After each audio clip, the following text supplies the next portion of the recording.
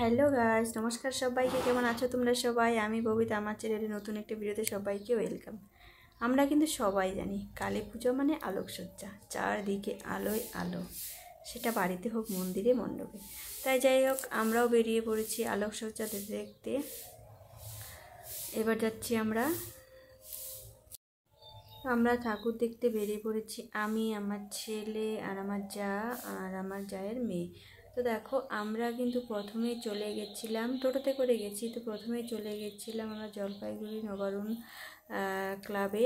তো সেখানে কিন্তু এবারে আমাদের জলপাইগুড়ির সবার সেরা সেরা পুজো হয়েছে। মানে এত সুন্দর কি মানে বলার মতো না, অসাধারণ অপূর্ব। এই দেখো, এই সেই হচ্ছে মানে থিমটা ছিল রাম মন্দিরের উপরে। তো আমার এটাই মনে হচ্ছে। আর এত সুন্দর কাজ আর এত সুন্দর।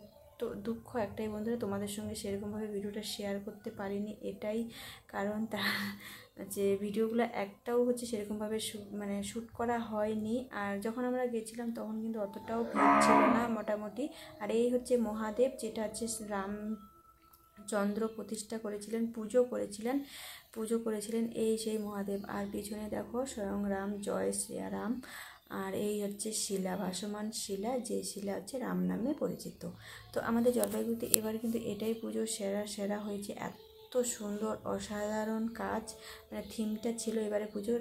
মোটামুটি আমাদের জলপাইগুড়িতে অনেক জায়গায় বড় বড় পুজো হয়, এত সুন্দর। এখানে কিন্তু প্রতি বছর কিছু না কিছু মানে দেখার মতো থাকে,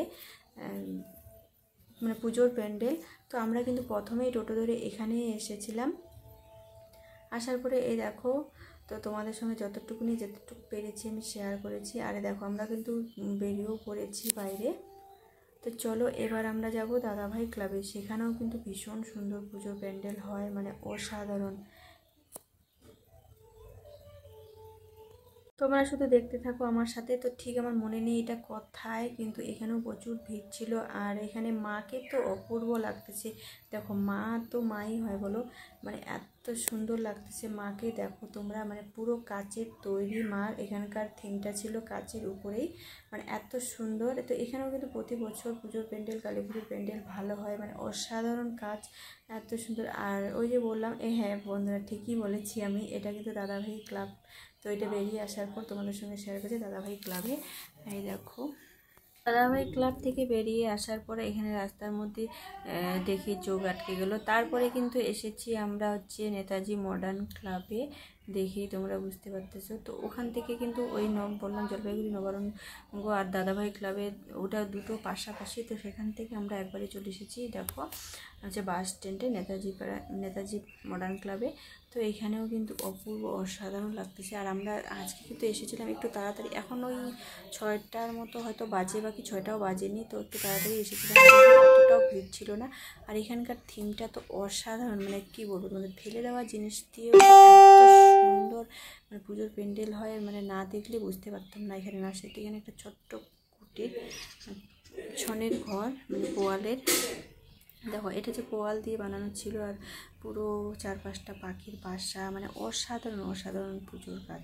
তারপরে কিন্তু আমরা ভূতমহলে যাব বলে দাঁড়িয়েছি। পরে কি বলবো, সেখানে কিন্তু আর ভিডিও শ্যুট করতে পারিনি। তো ওখান থেকে বেরিয়েই আমরা রাস্তার মাঝখানে দেখলাম জয় শ্রীরামকে, তো প্রণাম করে নিলাম।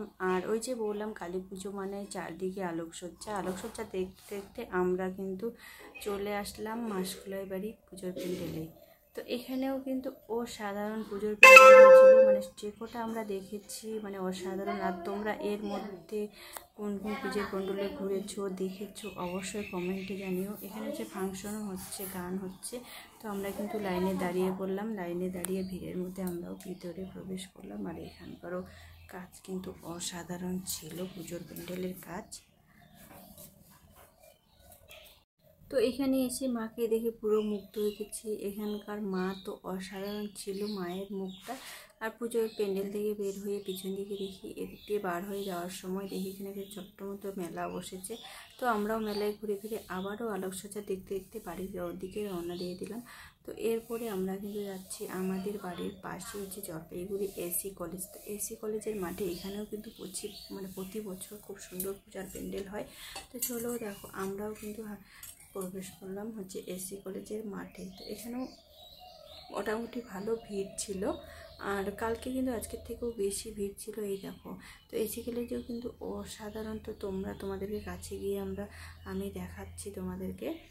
তো বাইরে থেকেই কিন্তু অনেকটাই ভিড় ছিল, লম্বা লাইনে দাঁড়িয়ে কিন্তু আমরা ভিতরে প্রবেশ করেছি। আর এখানে কিন্তু আরও অসাধারণ পুজোর প্যান্ডেলটা আমার লেগেছে, তার একটাই কারণ, সমস্ত কিছু কিন্তু বাইরে মানে ফেলে দেওয়া জিনিস, যেগুলো আমাদের কাজে লাগে না বা অনেক সময় লাগে, তো সেই সব দিয়ে পুজোর প্যান্ডেলটা পুরো প্যান্ডেল কিন্তু নারিকেলের শোভা, মালই, চটের বস্তা, পাটশোলা এসব দিয়ে পুজোর প্যান্ডেল বানিয়েছে।